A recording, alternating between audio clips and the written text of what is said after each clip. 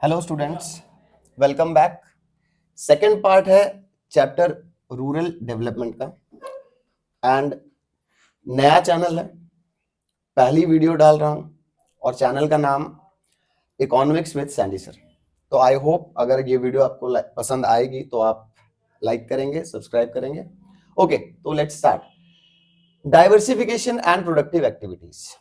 अब agriculture rural area का जो मेन ऑक्यूपेशन है दैट इज एग्रीकल्चर। अब एग्रीकल्चर को थोड़ा सा और डाइवर्सिफाई अगर किया जाए, यानी कि other than agriculture rural area के अंदर और किन किन प्रोडक्टिव एक्टिविटीज में जो है लोग पार्टिसिपेट कर सकते हैं या कौन कौन सी productive activities other than agriculture कर सकते हैं, इसको बोला जाता है डाइवर्सिफिकेशन एंड प्रोडक्टिव एक्टिविटीज। अब बेसिकली क्या है मीनिंग, अगर हम लोग देखेंगे तो shift from single cropping system to multi cropping system. पहले हम लोग एक ही तरह की क्रॉप जो है वो ग्रो कर रहे थे, अब डाइवर्सिफाई करेंगे थोड़ा सा। डाइवर्सिफाई में क्या होगा, अब हम लोग जो है वो मल्टीपल जो है वो क्रॉपिंग से मल्टीपल क्रॉप्स जो है वो क्या करेंगे, हम लोग जो है वो ग्रो करेंगे। और पहले हम लोग क्या करते थे, अगर हम लोग देखें इंडिपेंडेंस से पहले, अगर हम लोग देखें या आफ्टर इंडिपेंडेंस भी थोड़े टाइम तक अगर देखें, तो हम लोग जो है वो क्या कर रहे थे, हम लोग सबसिस्टेंस फार्मिंग कर रहे थे। सबसिस्टेंस फार्मिंग का मतलब क्या होता है कि उतना ही ग्रो करना जो अपनी फैमिली की जरूरतें जिससे जो है वो पूरी हो सकती है। सपोज एक फार्मर है, सबसिस्टेंस फार्मिंग में क्या वो अपने सिर्फ फैमिली के खाने के जितना ही जो क्या कर रहा है वो ग्रो कर रहा है। तो डाइवर्सिफिकेशन में क्या है, अब वो शिफ्ट कहां से, सबसिस्टेंस फार्मिंग से कहां की तरफ, कमर्शियल फार्मिंग में। यानी कि कमर्शियल फार्मिंग में क्या होगा, क्रॉप्स की प्रोडक्शन भी ज्यादा होगी। कमर्शियल फार्मिंग में क्या होगा, किसान जो है, फार्मर जो है, उसको क्या होगा, वो पैसा भी कमा पाएगा। ठीक है, तो अब जब डाइवर्सिफाई हो जाए क्रॉप, यानी मल्टीपल क्रॉपिंग सिस्टम में जा रहा है, वो कमर्शियल क्रॉप्स की तरफ जा रहा है, तो उससे जो है प्राइस फ्लक्चुएशन का रिस्क जो पहले फेस करता था जो फार्मर है, वो प्राइस फ्लक्चुएशन का जो है रिस्क है वो, या मॉनसून फेलियर हो जाता था जिसकी वजह से उसकी क्रॉप जो है वो खराब हो जाती थी, अब वो रिस्क जो है वो क्या हो जाएगा, बिल्कुल मिनिमाइज हो जाएगा। अब डाइवर्सिफिकेशन एंड प्रोडक्टिव एक्टिविटीज में अगर हम लोग देखें तो अब देखो, पहले ये डाइवर्सिफिकेशन क्यों आया, अगर क्रॉप्स के डाइवर्सिफिकेशन की बात करें तो ये क्यों आया, एग्रीकल्चर का डाइवर्सिफिकेशन क्यों आया, क्यों, क्योंकि हमें पता है हमारे रूरल एरिया में जितने भी फार्मर्स हैं उनका जो मेन सोर्स ऑफ लाइवलीहुड है वो क्या है, फार्मिंग ही है। और इन एरियाज में एग्रीकल्चर का डाइवर्सिफिकेशन करना बहुत जरूरी है ताकि जो भी फार्मर्स हैं वो रिस्क से बच सकें। जो भी मॉनसून फेलियर का रिस्क आप बोल लो, प्राइस फ्लक्चुएशन का जो है वो रिस्क आप बोल लो, उससे वो बच सके और रूरल एरियाज में और ज्यादा अपॉर्चुनिटीज जो है किसको मिले, फार्मर्स को मिले। ठीक है, और अब देखो एक चीज देखो, खरीफ सीजन आप सबको पता है, खरीफ सीजन में मेनली जो प्रोडक्शन होता है या फार्मिंग होती है खरीफ सीजन में, जिसमें पानी भी जो है वो रेन जो है वो बारिश का मौसम होता है, रेनी सीजन होता है, इजीली जो है वो इरिगेशन फैसिलिटीज जो है वो नेचुरली जो है वो मिल जाती है फार्मर को। अब उसके अलावा जो है अगर खरीफ सीजन के बाद में देखें तो फार्मर को कई तरह के रिस्क जो है, इरिगेशन फैसिलिटीज नहीं है उसके पास, उसको पानी नहीं मिल रहा, तो ये बहुत सारी जो है वो प्रॉब्लम्स जो है किसान को जो है वो देखने को मिलती है। तो डाइवर्सिफिकेशन से ये जो रिस्क्स हैं जो कि फार्मर्स को रूरल एरियाज में जो रिस्क मिल रही थी या वो फेस कर रहे थे, तो इससे जो है वो क्या कर सकते हैं, वो जो रिस्क है उनसे बच सकते हैं। ओके, अब प्रोडक्टिव एक्टिविटीज की अगर हम बात करें तो क्रॉप फार्मिंग से नॉन फार्मिंग एक्टिविटीज की तरफ भी शिफ्ट हुए रूरल एरियाज में। अब नॉन फार्मिंग एक्टिविटीज कौन कौन सी, तो नॉन फार्मिंग एक्टिविटीज में आ गया आपका एनिमल हस्बेंड्री। एनिमल हस्बेंड्री का मतलब क्या है, जिसमें हम लोग क्या करते हैं, हम जानवरों को, जो डोमेस्टिक एनिमल्स हैं उनका क्या करते हैं, रियरिंग एंड शेयरिंग करते हैं, उनको पालते पोसते हैं और उनसे हम लोगों को जो है बहुत सारे प्रोडक्ट्स मिलते हैं। उन प्रोडक्ट्स को बेचकर जो है, अब जैसे कि फॉर एग्जांपल दूध मिल रहा है, एग्स मिल रहे हैं, वूल मिल रहा है, तो उन सब चीजों को बेचकर जो है वो फार्मर जो है वो अपना और भी सोर्स ऑफ इनकम जो है वो क्या कर सकता है, कमा सकता है। एनिमल हस्बेंड्री के साथ फिशरीज में मछलियों को पालना, उससे भी वो भी एक बहुत बड़ा जो है वो सोर्स ऑफ जो है इनकम है। देन उसके बाद हॉर्टिकल्चर आ जाता है। तो एनिमल हस्बेंड्री की अगर हम लोग बात करें तो जैसा कि मैंने आपको बताया, एनिमल हस्बेंड्री में क्या है, लाइव स्टॉक प्रोडक्शन। अब अपने पास फार्मर क्या कर रहा है, फार्मिंग के अलावा वो क्या कर रहा है, जानवर जो है वो पाल रहा है, डोमेस्टिक एनिमल्स जो है वो पाल रहा है, जो क्या कर रहे हैं, उसको जो है वो रेगुलर इनकम जो है अदर देन एग्रीकल्चर जो है वो क्या कर रहे हैं, प्रोवाइड कर रहे हैं। अब यानी अब इससे फायदा क्या है, एनिमल हस्बेंड्री से फायदा क्या है, उसकी जो इनकम, जो कि फार्मिंग में कहीं ना कहीं पर इनकम स्टेबल नहीं थी, अब एनिमल हस्बेंड्री में यानी कि जानवरों को पालने से, लाइफ स्टॉक अपने पास इकट्ठा करने से उसकी एक जो रेगुलर इनकम जो है वो बन रही है। फूड सिक्योरिटी भी कहीं ना कहीं पर उसको मिल रही है, ट्रांसपोर्ट की फैसिलिटी, फ्यूल, न्यूट्रिशन फैमिली के लिए, यानी कि बिना दूसरे फूड प्रोड्यूसिंग एक्टिविटी को डिस्टर्ब किए हुए ये सारी की सारी चीजें जो है फार्मर को मिल रही है, जो कि पहले जब वो फार्मिंग ही कर रहा था तो वो जो उसको मिल नहीं पाती थी।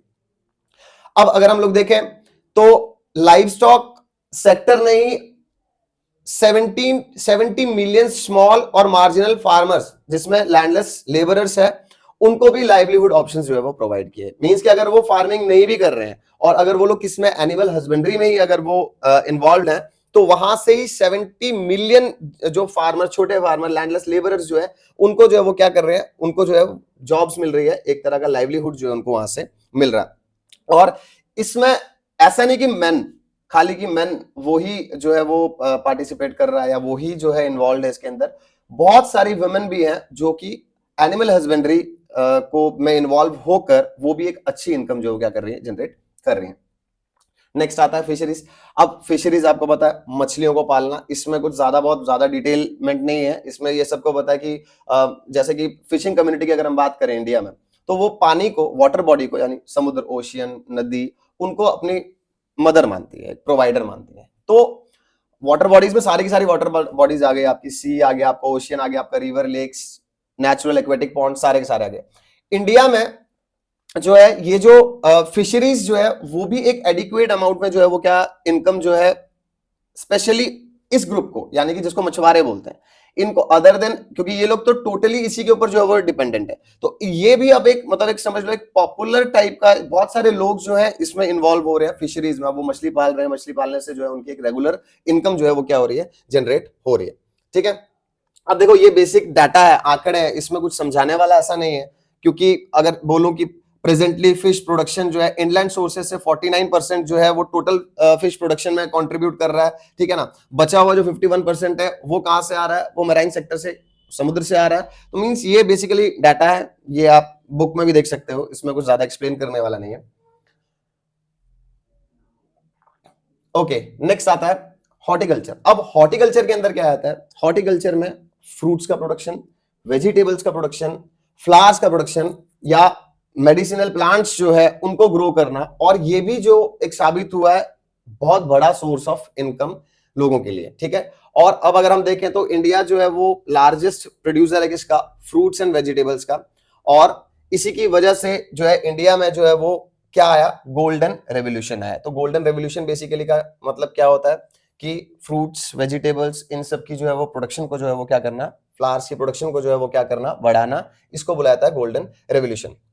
अब हॉर्टिकल्चर की ग्रोथ में कुछ प्रॉब्लम्स फेस कर रहे हैं लोग, या उन्होंने कुछ प्रॉब्लम फेस की। सबसे पहली पावर शॉर्टेज। ठीक है, पावर शॉर्टेज यानी कि इलेक्ट्रिसिटी का जो है उनके पास जो है वो शॉर्टेज है, इरिगेशन फैसिलिटीज के लिए उनको इलेक्ट्रिसिटी चाहिए, तो उसके लिए अभी भी मतलब स्टिल एक प्रॉब्लम है ये।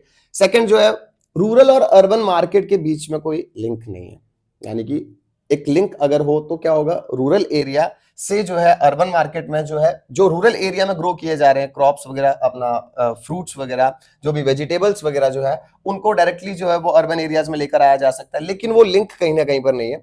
और प्रोसेसिंग यूनिट्स की भी कमी है। प्रोसेसिंग यूनिट्स मतलब एक ऐसी जगह जहां पर पूरा का पूरा, फॉर एग्जांपल अगर अपना वेजिटेबल्स है तो वेजिटेबल्स को पूरा साफ कर कर, भर कर जो है वो ट्रांसपोर्ट करना दूसरी जगह पर, ऐसे ही फ्रूट्स को। तो इन प्रोसेसिंग यूनिट्स की भी कहीं ना कहीं पर हमारे यहाँ पर जो है वो इन लोगों को जो है क्या कमी देखने को मिल रही है। ठीक है, तो ये क्रॉप्स बहुत इंपॉर्टेंट रोल प्ले करती है, इसमें कुछ भी नहीं है। ठीक है, हाँ, द पीरियड बिटवीन 1991 से 2012 को बोला जाता है एक effort to her landing a golden revolution, because during this period the planned investment in the horticulture became highly productive and the sector emerged as a sustainable livelihood option.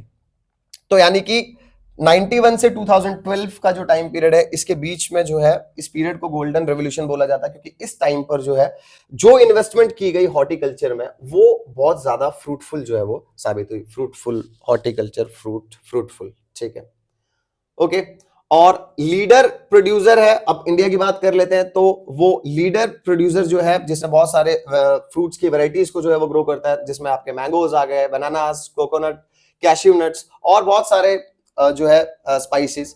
और second largest producer है किसका? Fruits and vegetables का। ठीक है, largest producer में आ गया आपका mangoes, banana, coconut, cashew nuts and number of spices, और सेकंड लार्जेस्ट प्रोड्यूसर किसका? फ्रूट्स एंड वेजिटेबल्स का। ओके, अच्छा, इकोनॉमिक कंडीशंस ये कुछ नहीं, हॉर्टिकल्चर ने जो है वो सबको फायदा ही दिया। अब cottage and house hold industry की अगर हम लोग बात करें तो बेसिकली ये स्मॉल स्केल इंडस्ट्री की बात हो रही है। स्मॉल स्केल इंडस्ट्री कहां पर? रूरल एरिया में। ठीक है, जैसे कि अब कॉटेज इंडस्ट्री में क्या आता है? स्पिनिंग, चरखा काटना, वीविंग, डाई करना या ब्लीचिंग, ये सारा का सारा जो है वो स्मॉल स्केल कॉटेज इंडस्ट्री के अंदर जो है वो आता है।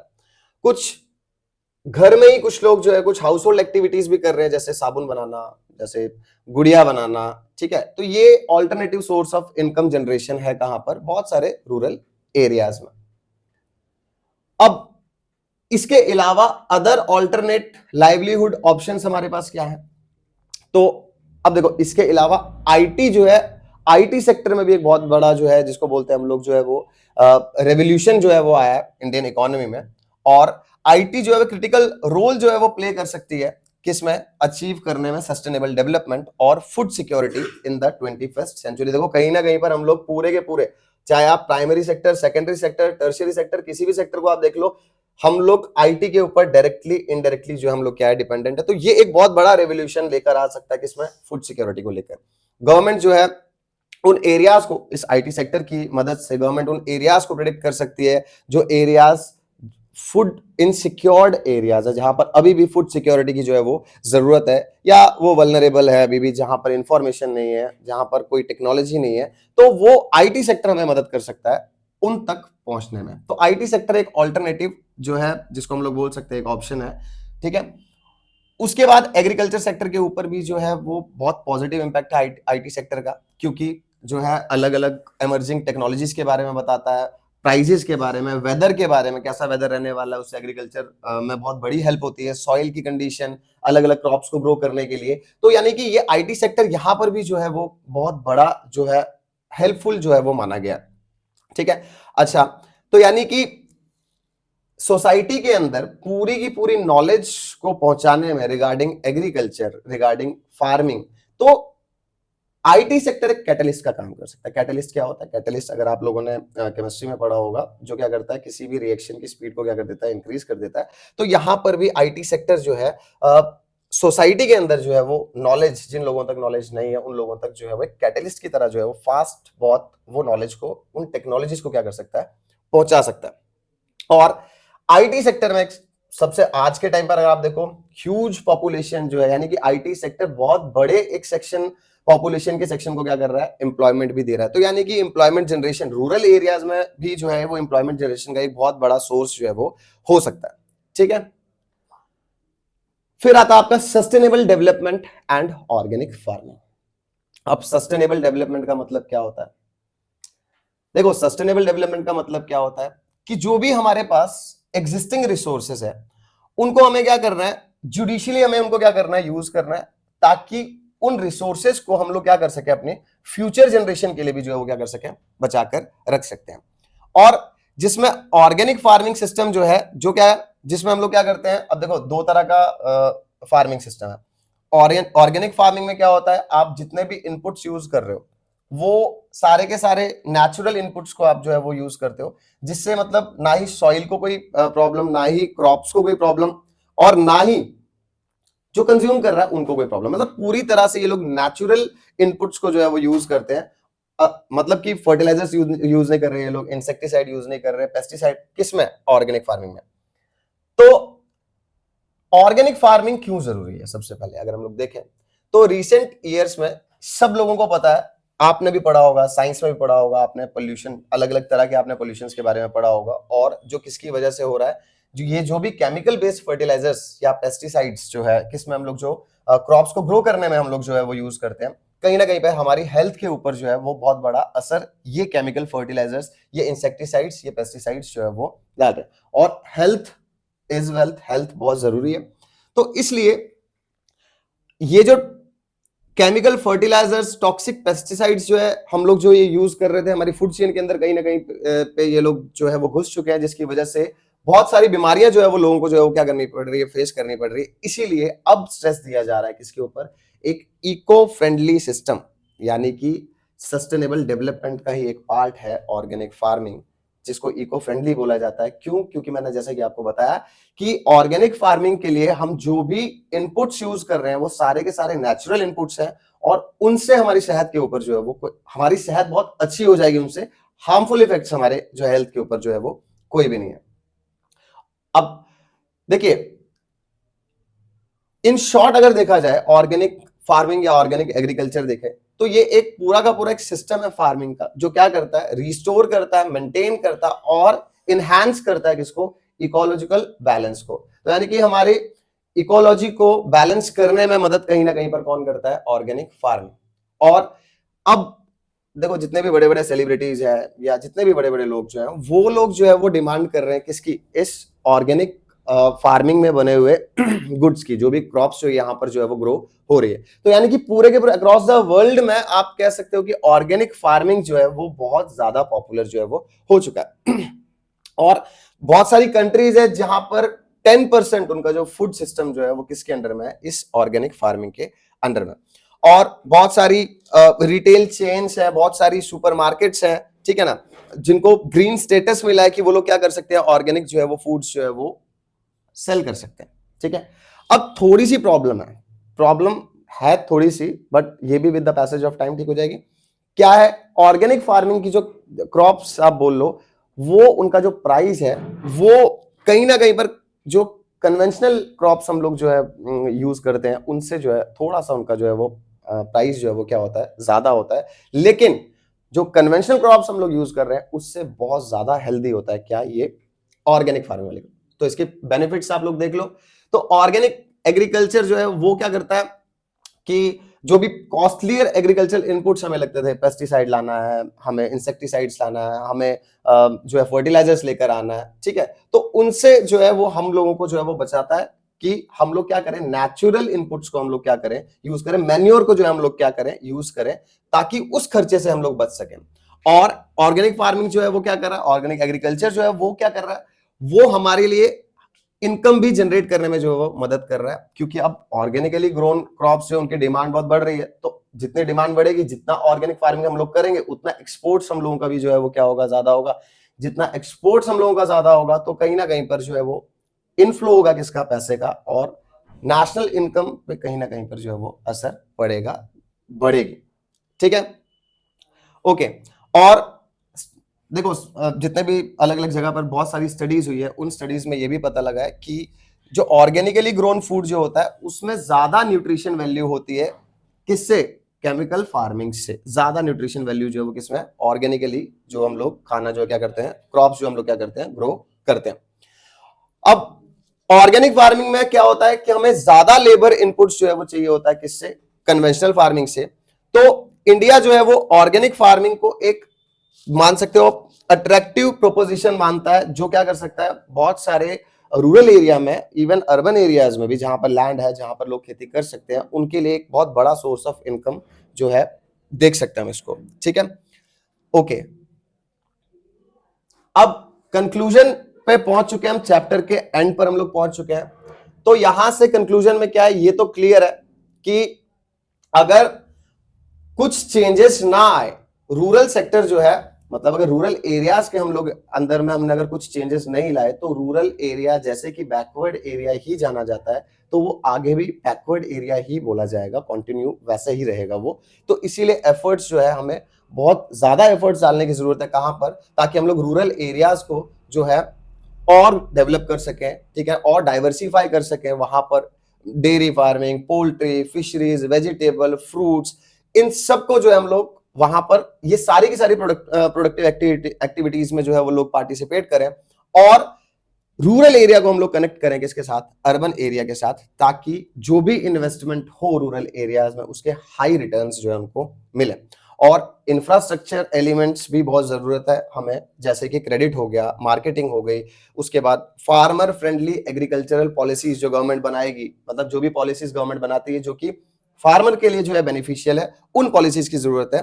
और फार्मर ग्रुप्स और स्टेट एग्रीकल्चर डिपार्टमेंट्स के बीच में एक फ्रूटफुल डायलॉग होना, टाइम टू टाइम होना बहुत जरूरी है, ताकि इन रूरल एरियाज में जो फार्मर्स है इनकी प्रॉब्लम्स के बारे में जो है जो भी एग्रीकल्चर डिपार्टमेंट्स है इनको पता लग सके और उनकी वो हेल्प कर सके। ठीक है, तो ये महात्मा गांधी जी देखो स्माइल कर रहे हैं, क्या बोलते हैं, India lives in its village. तो यानी क्योंकि इंडिया में majority of the population rural area में ही सेटल डाउन है, तो गांधी जी कहते हैं कि भारत कहाँ रहता है, गांव में रहता है।